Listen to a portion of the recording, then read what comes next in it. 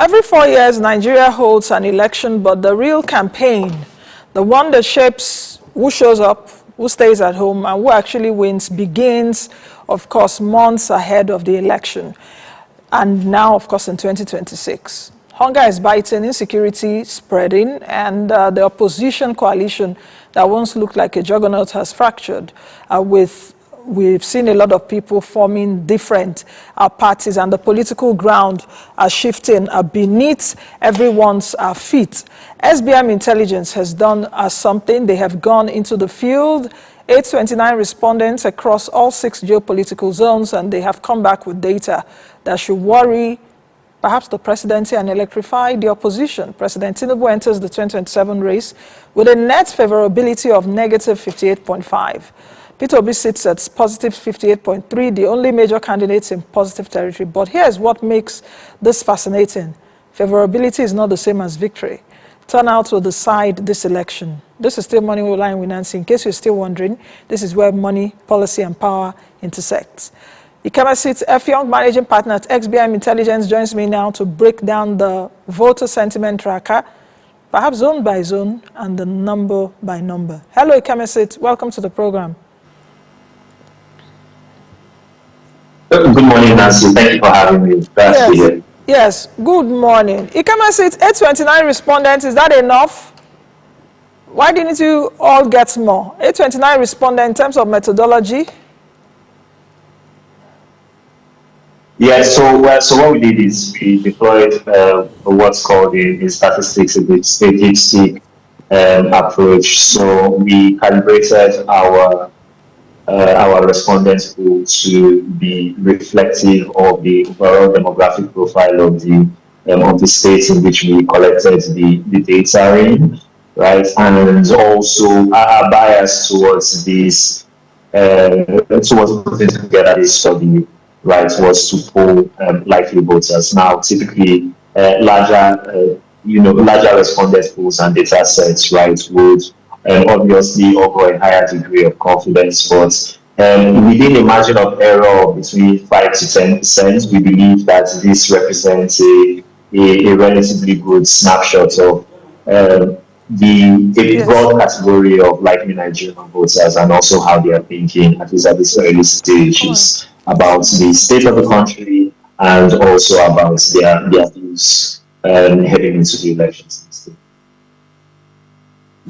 Okay, Ikemesit, if I'm looking at your survey, definitely, and if we take a look at what you guys have done concerning this survey, let me just bring it out very quickly so that I can go ahead. Okay, good.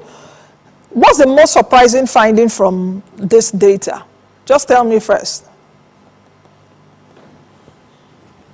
Okay, so two things come to mind. I think first is the finding in our report that 80% of Nigerians think that the country is headed in the wrong direction. Now, that may not on the face of it sound altogether surprising, right? If you consult anecdotal experience, you're sampling the opinions and the perspectives of your family or friends, right, about how they feel about the economy, how they feel about, the security of their lives and properties and the likes. But I think the overall surprising indicator was just the overwhelming quantum of negative sentiments towards towards what the current state of the country is and how the country is being run. So I think that's the first finding, which gave us a little bit of a pause. I think the second also is the fact, again, maybe not altogether surprising, but again, just in terms of the share volume, the fact that a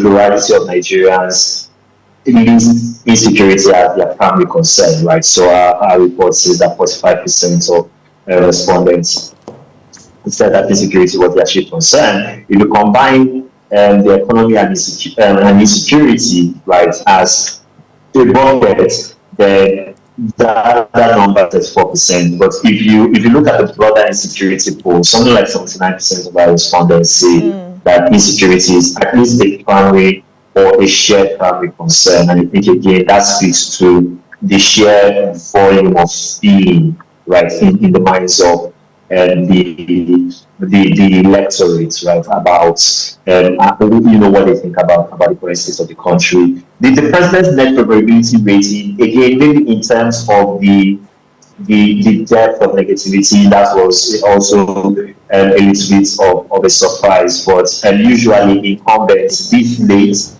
in a governing cycle, they have taken some hits. They definitely would be marked down by the stars of governance, right?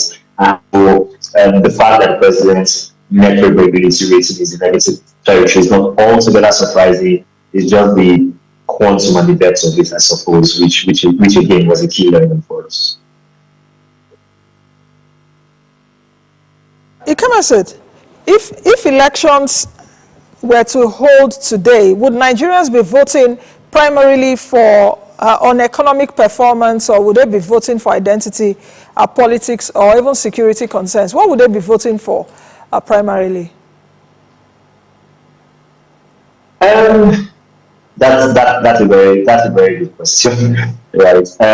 So I think what the data suggests right now is that Nigerians are primarily concerned about their security, and they are also anxious about the current state of the economy. Now, whether these are the issues, right, which Nigerians will take to the ballot box remains, right, to be seen. Nigerians can tell statisticians and pollsters one thing, right, but then when they are in that voting booth, there are several other things, right, that will come to play in another conversation that I had on another platform. Christian was supposed to be about, sort of what the current odds in betting market are, right, as to who is likely to win. And the president, I think, has a 70% chance, right, of securing a re-election. And the point that I made was that factors in a number of other factors: the power of incumbency,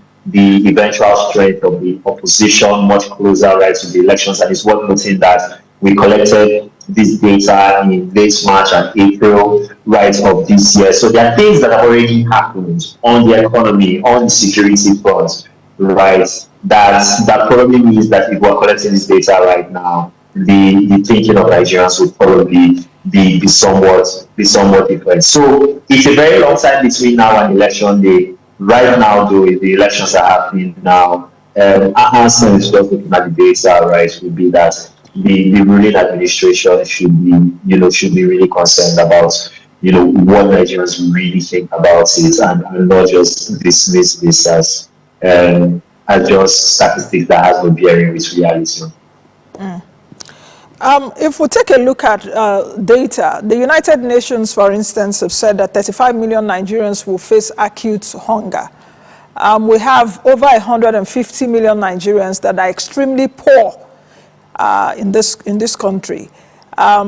Just a few days ago, we saw a retired general killed by terrorists, the wife shot, and of course rescued.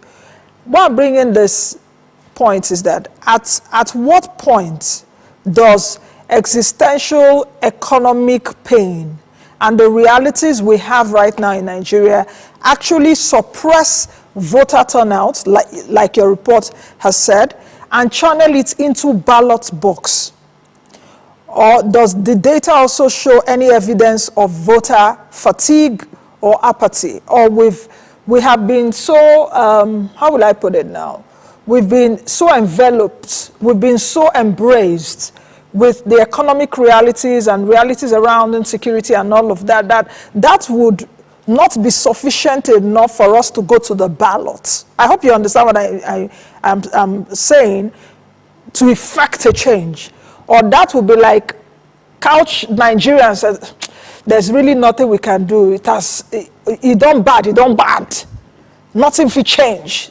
So let's stay. I hope you understand the technicality of what I'm asking. Yeah, so I'll try and take a stab at that. One of the things that we tried to do was to measure voter intent and measure that by geopolitical zone. I think that would be the key thing that the likely turnout scenario will hinge upon. And the general sentiment is that it's a mixed picture, right? So by geopolitical zone, the southeast, the south-south, the northeast, and also the north central geopolitical zones, right, expressed the highest levels, right, of voter intent. And in those geopolitical zones, right, and those on current and on the current data projections that we're looking at, the current administration isn't doing very well. Even in the president's home geopolitical zone, right, the southwest, only 45% of respondents, okay, so they have something like 45% of respondents said they are likely to vote for the opposition, right, and for the ruling administration. That commensurate figures to 22%. One other thing that we also tracked was PVC collection rates, right, and PVC collection rates are broadly higher in the southeast and in the south, something like 80+% of like people have said that they have their PVCs on hand. The figure for the equivalent figure for the southwest is 44%. The equivalent figure for the northeast, right, is 43%.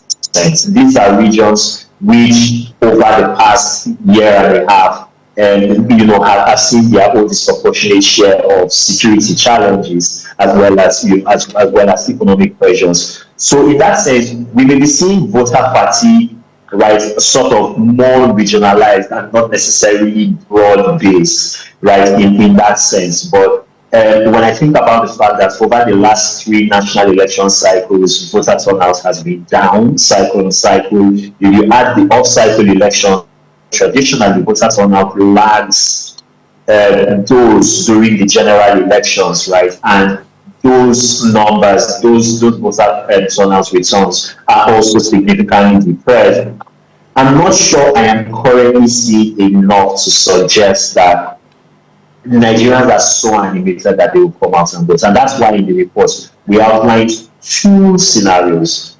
One in a low turnout scenario, which favors the incumbents because obviously less sort of logistics, a much lower pool of the population with which to make an argument in. And when you consider the fact that Nigerian elections aren't necessarily the freest and fairest, right, in the world, again, there's also space for, unfortunately, almost 3 decades into our democratic practice, voter intimidation and other voter suppression tactics to be prevalent, right? So that clearly favors, the ruling administration. But then in a high turnout scenario, which we estimate as something in the low 60%, right, range, and we have not hit that since 1999, when we were at 66% voter turnout. Then the opposition becomes more competitive, because what that means is suddenly you have a lot of first-time voters, you have a lot of younger voters, you have a lot of people who generally do not participate regularly in election cycles, motivated to come out and have their say, and that just makes the logistics of voter suppression or deploying voter suppression that much more significant, right? And that would favor the opposition. So I would say this is just the first wave of the VST. We hope to do a lot more polling and a lot more testing in the lead up to the general elections. So these numbers are still very indicative at this standpoint. And just to show you how, the volatility in terms of political and ongoing national developments may add the numbers. When we did the polling, right, for this, and one of the states that we polled was Oyo State, the Orire mass kidnapping incident, the very unfortunate tragedy that has unfolded there, had not occurred. I would reckon that if we go back to Oyo State and what we, polling right now, and we're asking people about security, their perspectives would have shifted. And so we expect those kind of shifts and dynamics, right, to come to play, which is why we hope to do this a few more times before the general elections, just again to track that evolving sentiments, right, in the Nigerian voter. And I look forward to, talking about those changes and those shifts when that comes up in this week. subsequently. Ikemesit, do you think that your data suggests that Nigerians are becoming more issue-driven? That's whether the 2027 election will be an election that is decided on issues, not ethnicity, not religion, not political or regional affiliations. That's the one question. The second question is, does this your poll, does it even matter? Because prior to 2023, I remember that a lot of surveys like this came up, and Nigerians were not happy with the APC-led government at that time. But another APC came in, that's President Tinubu came in. There were a lot of polls that time suggesting that he will not win this and this, P2B and all of that. But President Tinubu came in. So does this your poll even matter? Do issues like this, should we even raise it in the media at all? So just answer those two questions. Okay, I'll start with the second one. I would argue that polls matter, one, because they quantitatively define what the frame of the national political and economic conversation, right, should be. How would you know, for example, how Nigerians are feeling about taxation, how are they feeling about jobs, how are they feeling about inflation and the cost of living, pressures that they are dealing with, if you do not ask them, right, about those things? I feel like a lot of political commentators and a lot of people in the media, right, take their cues, first off of social media and then off of impressions and anecdotal evidence. And there is value, right, in just having hard granular data to illustrate what the headspace of the Nigerians who are the receiving end of policies, who are the receiving end of governance priorities, right, are feeling and are thinking and are calibrating, right, those sort of developments and those issues. So that's the first bit. In terms of whether Nigerians are more issues driven than some of the other markers around religion and ethnicity and sort of other social affiliations, honestly, I'm not so sure. I'm very minded of this phenomenon in political science and also in sociology called the Bradley effect, where basically when people talk to pollsters, they are compelled to give a public opinion, right, on how they feel. They are more likely to elicit or give responses which are seen to be socially acceptable, which are not necessarily seen to be contrarian. Very few people go out of their way to be as confrontational or to hold opinions that are seen as quote unquote hot takes, right, as they are. But then when push comes to shove, right, some of those other extra affiliations may come to play. I'm minded of the conversation I had in Abeokuta with a taxi driver where he was basically complaining about cost of living issues and the likes, and I simply asked him a follow-up question. Who he was going to vote for in 2027. And mind you, I was having this conversation in 2025, early 2025, I believe. And he still said he was going to vote for the president. And I asked why, and he was like, he's my brother. So some of those things, right? I think there is a scenario, right, where Nigerians can't simultaneously tell you they are worried about security, they are worried about the economy, they are worried about corruption, they are worried about jobs. Yeah. But still decides to vote along tried and tested parochial lines. Now, this is not a criticism necessarily of the Nigerian voter. It's just a recognition of the current place where our democracy, right, is in. And there is something to be said about whether the crescendo of economy and security pressures may flip enough voters in this particular election cycle that we begin to see some of those historical patterns change. So fingers crossed. I think 2027 will be very interesting. The final point I should mention, now that we're talking about the media and relevance, is the conversation around artificial intelligence and misinformation. There were questions that we asked. Nigerian voters are very concerned about that, right across every geopolitical zone. But then again, when we asked respondents if they fact-check their information and news sources, only like 7% of respondents said it. So a concern can exist. That does not necessarily mean that, voters are necessarily feel empowered, right, to vote or shape or change their behavior to account for this concern. Okay. I think we'll leave it at that, Ikemesit. But one thing is clear, and one thing that I need to point out is that a vote is an investment in systemic stability.